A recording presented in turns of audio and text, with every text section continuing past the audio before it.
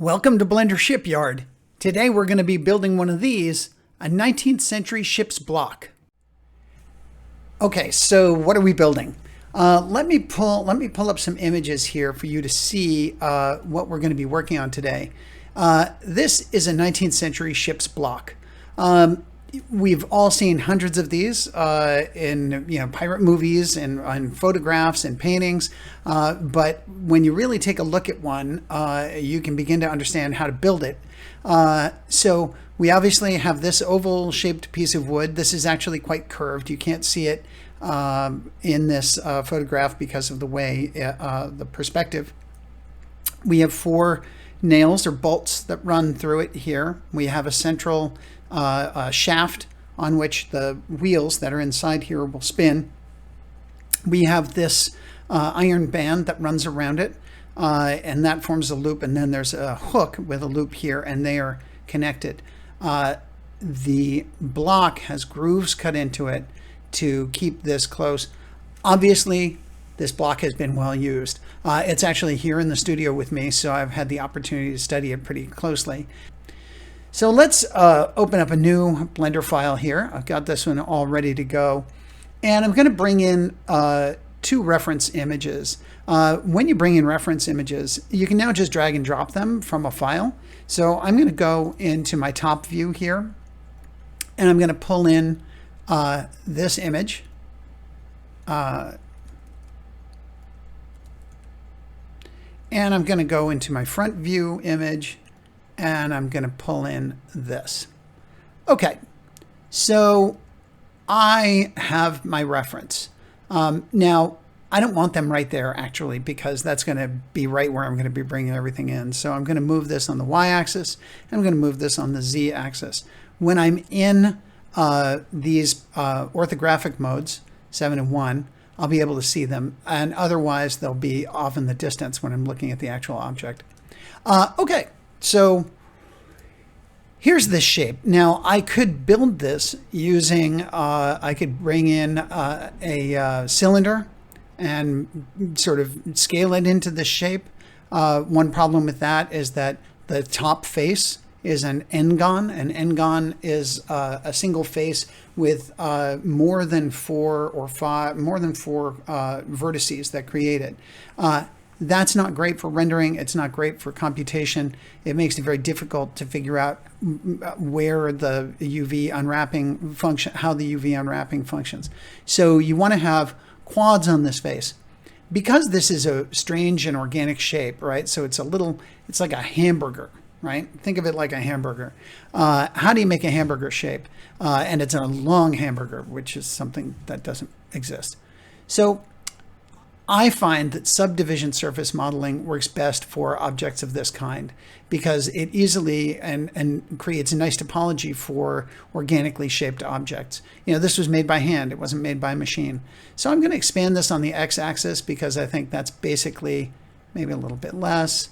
And I'm going to scale it on the z-axis. I'm going to scale it down because I actually know that this length here is a little bit less than this length here. So I'm gonna have it here. I'll just show you on here. I'm gonna basically make it look like this, and then from the side it'll look like this with these grooves cut out of it. So how do we do it? I am going to go to my modifiers tab. I'm going to add a modifier, go to generate, and then scroll down here to subdivision surface. Subdivision surface modeling is incredibly powerful and it gives you great topology, especially for organic shapes.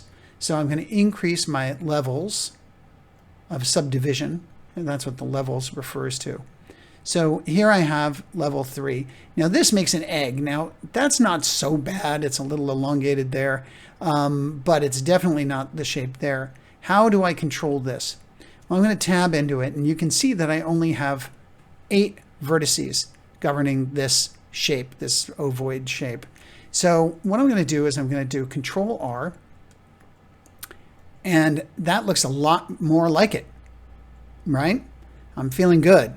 What I'm going to do, however, is I know that this is actually much squarer from the side, this hamburger shape. So I am going to now bevel this line that I created using Control B, and I'm going to make this shape.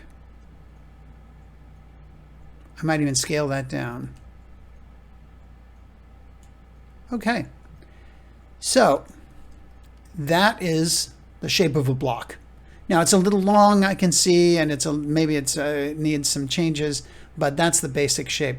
I'm going to now apply this modifier, and when I tab back in, you will see I have this beautiful topology here. Blender loves quads.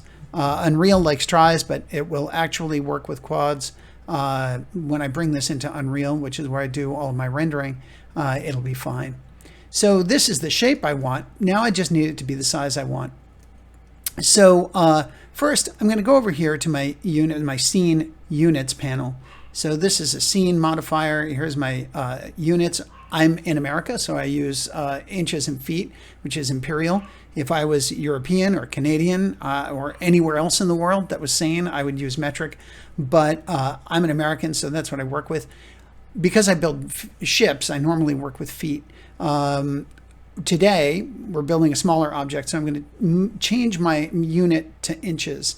And then I can look at this object, and I'm going to hit N to pull out my information panel here. And I go to item, and I can see that this is 35.6 inches in this x-axis, and it is 22 inches in the y-axis and 19 in the z.